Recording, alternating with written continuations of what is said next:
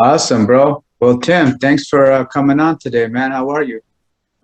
Doing pretty good, Sean. How about yourself? Hey, bro, can't complain, you know? Just barely got out of this nap and saw your text, so I ended up working out perfectly. Cool, man. So let's get right into it. Why don't you talk about who you are, a little bit about your upbringing, your background, um, what type of activities you're involved with, and what created the change? What initiated your change in life to seek help and a spiritual way of living? And how is your life like now? Okay. Well, first off, yeah, Sean, thank you for inviting me on. And you know what my life was like? Um, I guess the initial thought was normal, right? I guess when you're raised a certain way in a certain group with a certain environment, you really don't know anything different. But I mean, what that was like for me was a lot of violence. Both of my parents were both in a gang. So, I mean, there's a lot that comes along with that: arguing, fighting, uh, abuse, verbally, physically, um, drinking, drugs. And it was like that for a long time. Uh, Growing up, I was encouraged to drink. I remember being a little guy, 6, 7 years old, having my parents, mainly my father, like offer me alcohol. And they do that with all the kids. It was just normal to watch a little kid drink beer and kind of run around in his diaper.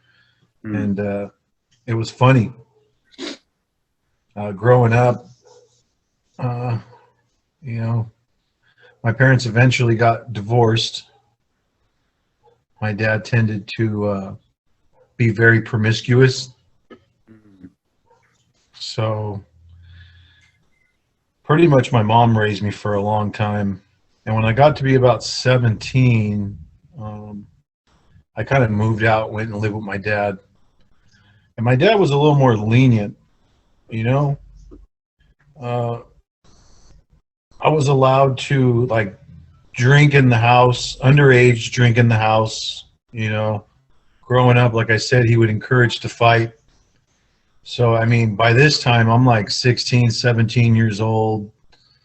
I'm a part of a gang, and my dad's paying child support. And he approaches me one day and says, I can keep paying you this X amount of dollars for child support, or I can flip you 2 ounces of weed and teach you how to hustle.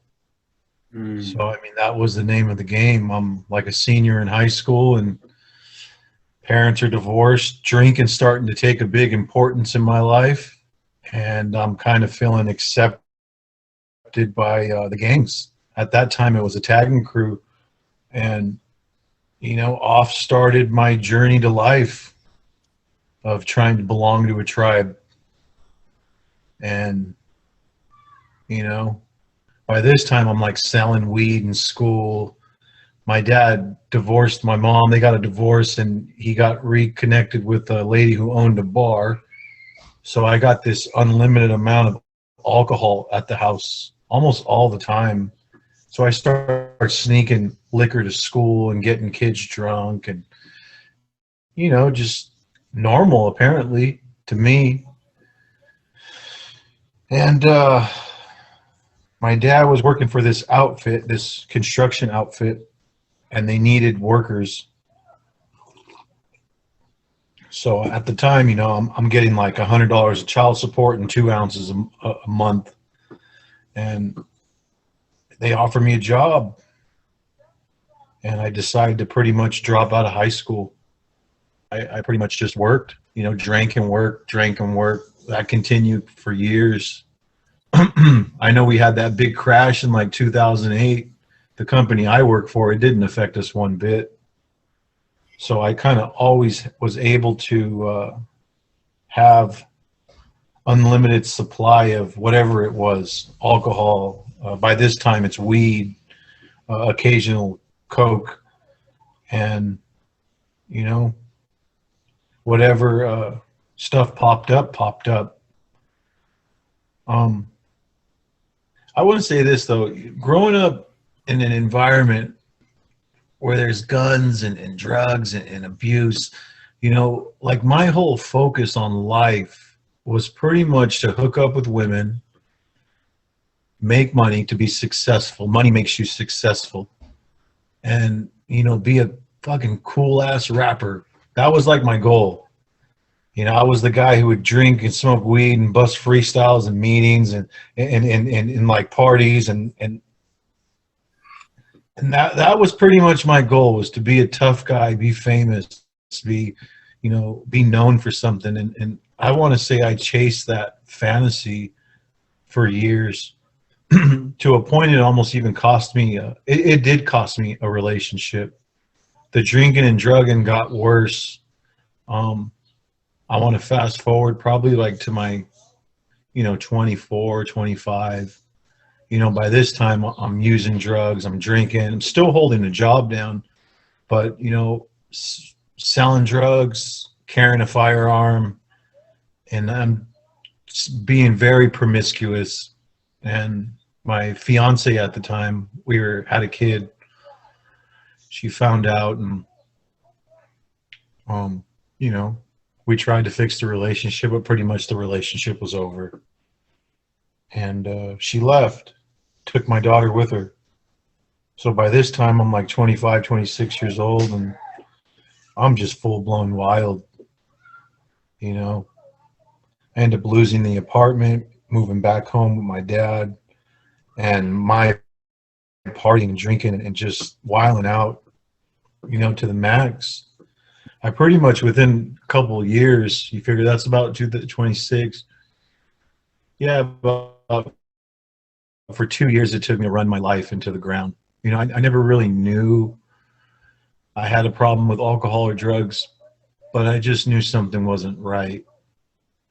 And it was a weird transition in life, you know, to where you go to a party and you're like, oh, hey, there he is. And you feel like a part of, to you go in a party and you just still feel alone.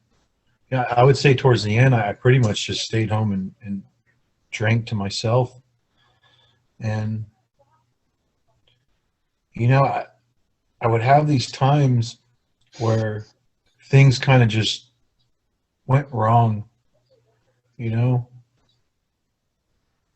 You drink and black out, and you kind of hurt the people you love. I started slowly pushing everybody away. And I don't know, man. I mean, there was just times the things I was doing, the person I was becoming, it was scary. There was a few times I almost ended up in prison, and I found myself in a place where I wanted to quit drinking. I wanted a different life, and I just didn't know how to obtain that. And I tried getting help. You know, I went to counselors. We did counseling for like a year. I went and seen a therapist. I went and seen like a pill doctor. They put me on stuff like antabuse, and, you know, we went through some of the childhood trauma, and I always ended up drinking again. I didn't know why. And I tried church. Church was good.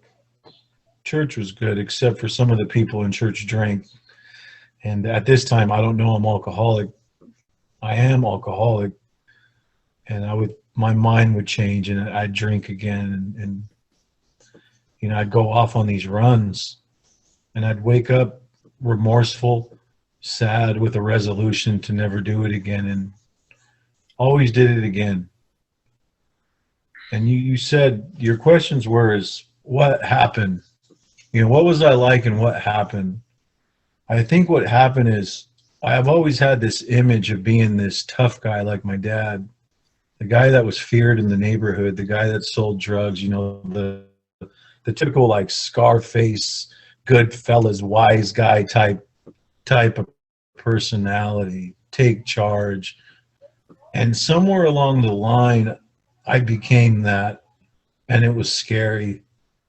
And in this time in my life, you know, tough guy, really just a fearful person, you know, I find myself looking at 6 to 7 years in prison and my freedom being on the line for a case that was pending over my head for a year. And I found myself in a place where I was alone, and I asked for help. Your question is my concept of sport. I believe. Can you repeat your question? Was like, what is my concept of spirituality and what? Yes, your concept of spirituality now. How does it look like?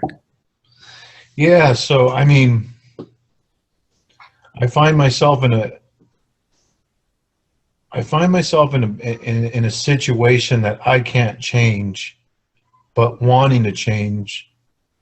And you know, I guess I could say I've always believed in God or some sort of spirit of the universe, or you know, but I kind of always resorted back to my own will, did what I wanted to do. It was more like a Santa Claus sort of thing, or maybe like a lip service sort of thing. But I found myself in this time in my life where I'm pretty much just got bailed out of jail. I'm walking home, and I remember it clearly. I just remember saying, like, out in the universe, like, all right, you got my fucking attention. Please help me. And I did drink again after that. And what happened is, like, these certain circumstances in my life, like I had a circumstance and then I had a moment of opportunity. And I had gone to my primary physician. I was a Kaiser patient at the time. And I had told, this is like a week prior, and I had told my primary physician that I think I have a problem. Like, I don't think I can stop drinking. So it took about a week for them to approve treatment. And then I ended up in some like rehab facility. But I believe that one night walking home was the first time I've really like asked for help and meant it. And then that opportunity came, and you know, I went to the rehab, and they checked me in after a long bender of another weird escapade night. And you know, they do this intake thing, you know, do you drink, do you do drugs, do you do this, and you kind of just lie through it, like no, no, no, no. And they're like, all right, cool, well, your insurance is accepted, we'll see you in a couple days. You know, I think it was like a Monday. They wanted me to come back like on a Tuesday. And I remember telling the lady, like, if I leave here, like, I'm going to drink. If I go home tonight, like, I'm probably not going to come back. And I remember this treatment facility, they kind of bent their rules and they let me stay. And I stayed in that facility for 3 months.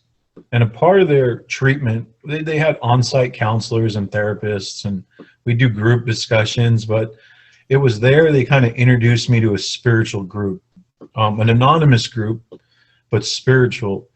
And it was something they pitched an idea of God that was very different for me, you know, because I think growing up, my idea of God was like church, where I can go somewhere. I go there on Sunday. It was very ritualistic, and it's like that was always associated with church. But this group kind of encouraged you to go through what they called was steps, spiritual principles, and they allowed you to kind of form your own conception, however limited. And it wasn't really based on what you thought. It was maybe based on your demonstration or your actions. And it was kind of like a game changer for me. The relationship with me and this, whatever you want to call God, was based on how I treat you. You know, and they introduced something called service and, you know, self-sacrificing, strenuous work. And man, for me, it was like, I guess it could be the same way now. It's not every day is perfect. You know, there's stuff happens, but people like will ask like, what does your relationship with God look like? You know, what does my relationship look like with my baby's mother? What does it look like with her husband? What does my relationship look like with my wife? What does it look like with my friends? You know, what does that demonstration look like? And I don't know, man, this group really changed my life. It was like the concept of spirituality or God was no longer of what God could do for me, which what it was based on my whole life was God help me, God do this for me, can you take this away? What really happened was God, higher power, spirit of the universe, I'm going to trust that you're going to take care of me and I'm going to go out and help your kids, regardless of how I feel, regardless of the day I've had at work, you know, regardless of what I think I want. I'm going to do this one for you, and I'm going to hope and have faith that you'll take care of me. And it's like you almost start going through life not depending your actions upon your thinking or your feelings, and you really try to be a demonstration of what you think God will want you to do in the lives of other people. And for me, it's really ongoing. I tend to watch the thoughts that surface my mind. You know, I've realized that my mind will feed me ideas that are really not true. I need a raise. I need a raise. You know, I need this. I should. You should. But if I can take the role of a servant and try to just serve others, usually my experience with life is, for the most part, pretty smooth, you know? But, you know, what is life like now? I mean, most of my family's in prison. You know, most of my family's is drug addicts and alcoholics. You know, I'm a father today. I have an amazing job. I've been married for a few months and a few years. And this relationship I can say that I'm in has probably been the best one I've ever been in. And ideally, it's the one that I've been in the least, personality-wise. You know, I'm about to be a father again. We just found out my wife's pregnant. She's a few months along. Yeah, thank you. We're going to have a boy in January. Another June bug? We don't know yet. That's still up for debate. So that's exciting. Awesome. A couple years ago, we bought a home.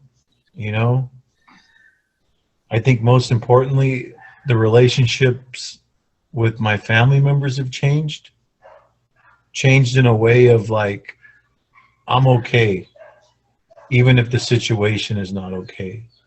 You know, a lot of my family still parties and drinks and they're associated with gangs or, you know, Wild Out. And, you know, I find myself in a place like, I can share this happened a few years ago, maybe the year before last. I get a call from my mom. She's like, we're all getting together for Thanksgiving. And what that means is they're going to cook food and drink all night. And I got the kind of family where they might fight each other, cops might be called. And it's like, so for years, I would get in a car, I would drive 3 hours to a family's house, spend the whole weekend and feel uncomfortable being around people that kind of bothered me, or their behaviors bothered me, or they're like, you know, rowdy. And, you know, I got my daughter with me, and it's kind of not an environment I'd want for my daughter. And I found myself in a place where I can finally say thank you, but no thank you. And be okay with that mentally, right? To not want to people please, not even my own family. To say, hey, thank you for inviting me. I really wish I could make it, but I think this year I'm just going to spend time with my wife's family. You know, my sanity, my soundness of mind has changed to where I've realized like what I think other people wanted from me, not only family members, but also like, you know, friends, acquaintances, I'm able to just finally be okay with myself more and more. My life is great, financially, material, but I think the spiritual realm is I'm finally okay with me. And I know that's ongoing most of the time, but there is this newfound relationship with what I call God, my creator, of I'm going to continue to try to do the right thing regardless of what happens to me. You know? Um, I'm not sure if that's some of the questions you want, or do you have any other questions for me? Or Yeah, for right now, that's it. So I just want to say thank you for your experience as well as your hope and sharing that. Hopefully, that could relate to somebody and help them, whether or not they're struggling or just curious about spirituality. So again, thank you, Tim, for joining us.